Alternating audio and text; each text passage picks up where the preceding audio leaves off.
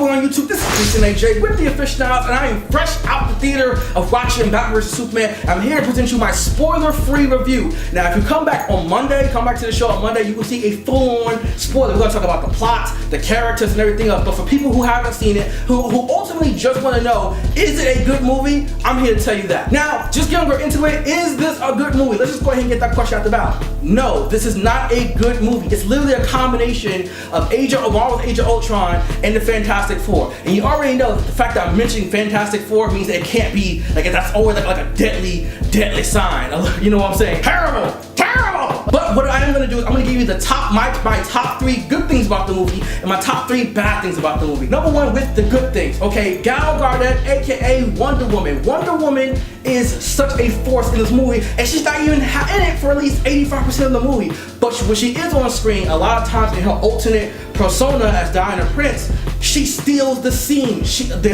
Gal Gadot's acting skills, while a lot of people hate on her, and while even I have heard how doubts what she can pull off, she pulls it off. Especially standing with more veteran actors of Ben Affleck, Henry Cavil, Lawrence Fishburne, Amy Adams, and everybody else. It's looking like, damn, like, it feels like everyone else was sleeping on the job, but yet she was on point, like really. Number 2, for good things about the movie, all the Easter eggs. Well, mind you, like I said, this is spoiler free, so I can't tell you what they were, but they dropped so many hints to the other movies, past, present, and future that are coming out. We got to see a little bit of footage and everything from the upcoming Wonder Woman movie, and it looks fantastic. Like, I'm gonna find, I was watching the movie, and I'm like, if I had a wallet, I would literally throw it at the screen to see the other movies. And I really wish, it really got me excited. Ironically, it gets me more excited to see those movies than the movie I am watching.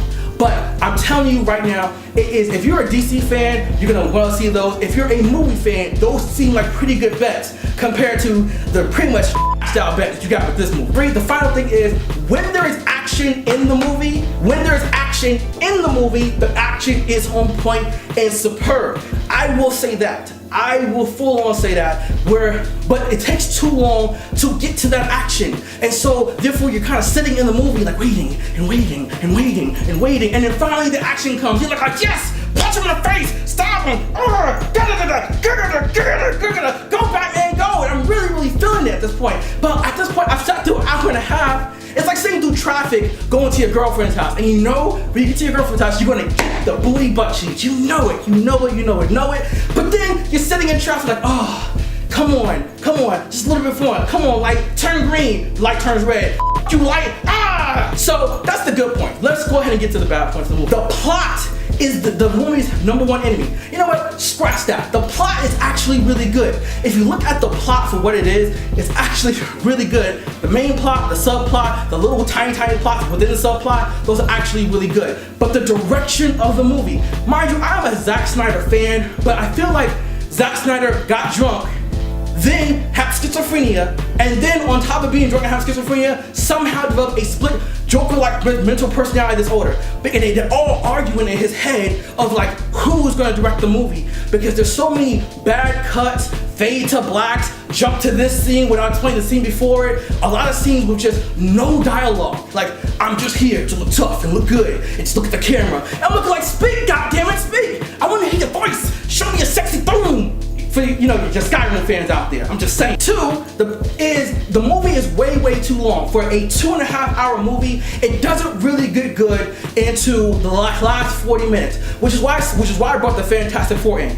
My personal opinion, the first half of the Fantastic Four movie is actually a good movie. If you literally watch it from beginning to the part where they get their powers and the movie's just gonna cut, it would actually be a good movie. You know, like that, but the rest of the movie is complete on the garbage and makes you hate just while watching the first half of the movie. With Batman and Superman, you sat through an hour and a half of this point of all this bad exposition, shitty dialogue, and these long drawn out scenes, and then the action kicks into place. The action, the comedy, the witty two-liners back and forth between Lex Luthor and Superman and Batman and Wonder Woman and Doomsday, you know, like that. That is like, and that was the movie I was waiting for. I'm looking like, why couldn't I have gotten this 60 minutes ago? Like, really? And last but not least, this movie suffers from trailerism. So much of the movie, so much of the highlights of the film have been shown in trailers. We've seen way too many trailers. Obviously, these guys suffer from the Age of Ultron, where they put half the movie in their trailer, so now that you're finally watching the movie, you're pretty much watching it all over again. But this time, it holds no nuance or surprise. When they revealed Doomsday in the before trailer, I actually wasn't surprised that I actually happened to get my hands on a shooting script. Not gonna tell you how. Had to pay off some people, do a couple naughty things, take a couple of naughty pictures, and everything else. So I wasn't surprised. But now seeing the full complete movie, if I had not seen it in the trailer, it would have held so much more weight.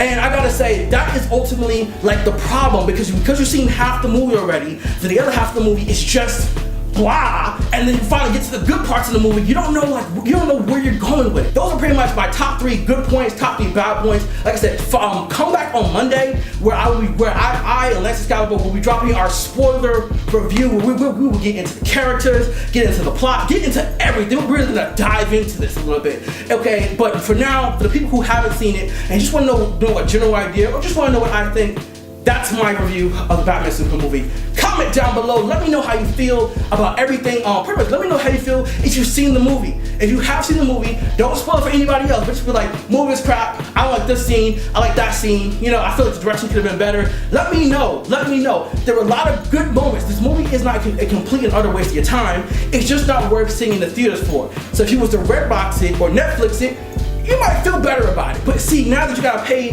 that $15, $25, if you go with a date like I did, you gotta pay that $50, $60 plus popcorn and everything else, you feel like it's a waste of your time, unless your lady friend or your guy friend was doing a little bit something extra to you in the movie. I'm just saying. But anyway, this is MasonAJ, and I just brought you the spoiler-free review of Batman vs. Superman. Don't go see this movie. Man, that was a good one. I know. Did you see the ending credits? Yes, I did. When he was like, yeah, son, in the sequel, I was looking like they're gonna get a sequel. I ain't gonna lie, they already spoiled that Cable was gonna be the next. Well, no, that's when he first came out anyway. You know? Well, but I would say this. Cable. I'm not sure how they're gonna pull it up. Let me ask you a question. Did you? It's Deadpool. They can do whatever they want. Did you feel like that Ajax was too powerful that Deadpool got weakened? No, I just don't. I think Ajax got in Deadpool's head. You know what I'm saying? Like out of everybody, Deadpool, oh my God, stop. Out of everybody, look like you're doing to me. Out of everybody who Deadpool fights, even in the comics and stuff, he always gets in their head. Ajax was able to like torture him to the point to where he kind of broke a little bit. The one thing I would have wanted from this movie, the one thing was more Deadpool hallucinations. I know, but you know what? I think, but it didn't feel like it was lacking. That was the one thing. I think if we would have saw like more goofy animations or something like that, but also once again, low budget movie, didn't want that. So perfect. They didn't have to do much else. Like it was a good movie.